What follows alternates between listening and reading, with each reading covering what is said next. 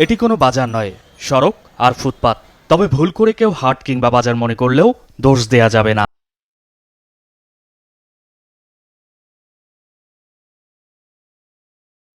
রাজধানীর মাজার রোডের এই সড়কের পুরোটা জুড়েই বাজার, চলে বেচাকেনা। সমস্যা তো ওই রাস্তার ম্যান তো সমস্যা হবে, খালি আমি কেন সবাই বলবো এটা।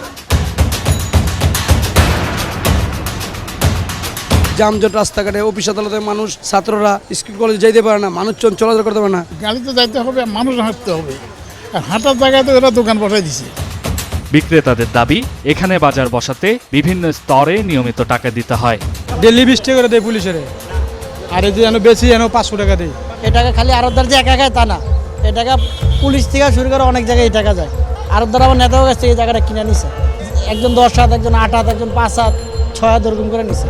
আরবদার আছে ওই যে লিটুমলা যাইতেছে, এনে তো আমি একলা বহাইতো নাই, সবাই এরকম করতেছে। এর নির্দিষ্ট নাই 100, 200, 50। কারা সড়কে এই অবৈধ বাণিজ্য করে, কিভাবেই বা ভাগাভাগি হয়। সেন্টু এই বাজার থেকেই চাঁদা ওঠানো তার কাজ।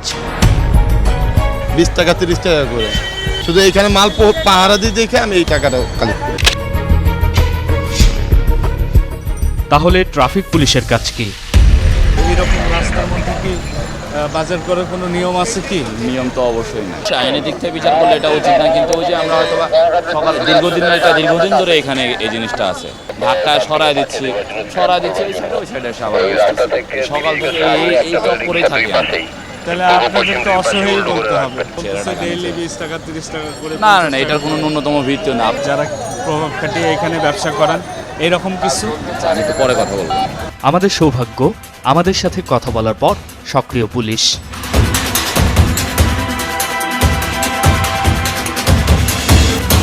এরপর বিভিন্ন সময় আমরা সেখানে যাই। কিছুদিন আগে বাজারটি সরিয়ে নেওয়া হয় কাছেই একটি জায়গায়। আমাদের তৎপরতা দেখে মাজার রোডের বাজারটিকে সরিয়ে এই মাঠে নিয়ে আসা হয়, কিন্তু কয়েকদিন যেতে না যেতেই সেই বাজারটি আবারও বসেছে সামনের রাস্তায়। বাজারটি মাজার রোড থেকে বালুর মাঠ এলাকায় আনলেও দুর্ভোগ কমেনি, বরং সেই একই চিত্র। মেন রোডে কাঁচা বাজারের লোকজন জ্যামজট, রোডে ঘাটে গাড়ি চলতে পারে না, আমরা অনেক লেটে যাই। আমাকে চলাচলের সমস্যা হইতেছে, বুঝেন না, এটা সমাধান করার চেষ্টা করেন। জামের ভিতরে মাল পাইছে কোনো মজা পায়, মাল আইনে লস। আড়তের জন্য, কাঁচা বাজারের জন্য পর্যাপ্ত জায়গা আছে, জায়গা থাকা সত্ত্বেও সে জায়গা আটকাইয়ে রাখা হয়েছে। এই মাঠটা বাজার অস্থায়ীভাবে দিছিল, ঠিক আছে, এটা তো কবরস্থানের জায়গা, অস্থায়ীভাবে দিছে, এখন স্থায়ী হয় নাই, ঠিক আছে, এই জন্য আর কি রাস্তায় আমরা। আমাদের এই মাঠটা থাকতে তাহলে রাস্তা জাম ছিল, এতদিন ধরে জাম ছিল, 7 দিন ধরে রাস্তা জাম। নগরীর প্রায় সব এলাকায় এটি সাধারণ দৃশ্য।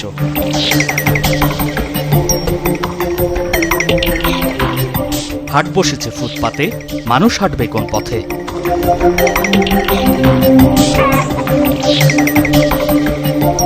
আপনারা দেখতে পাচ্ছেন আসলে ফুটপাতের কি অবস্থা আর কি, আমরা এর থেকে পরিত্রাণ চাই আর কি। তো ফুটপাত দিয়ে তো হাঁটার মতো অবস্থা নেই, যখন আমরা বাধ্য হয়েই রাস্তায় হাঁটছি। হাঁটতে পারতেছি না, বা একটা ব্যাগ নিয়ে যাব, বা বাচ্চা নিয়ে হাঁটা যাচ্ছে না।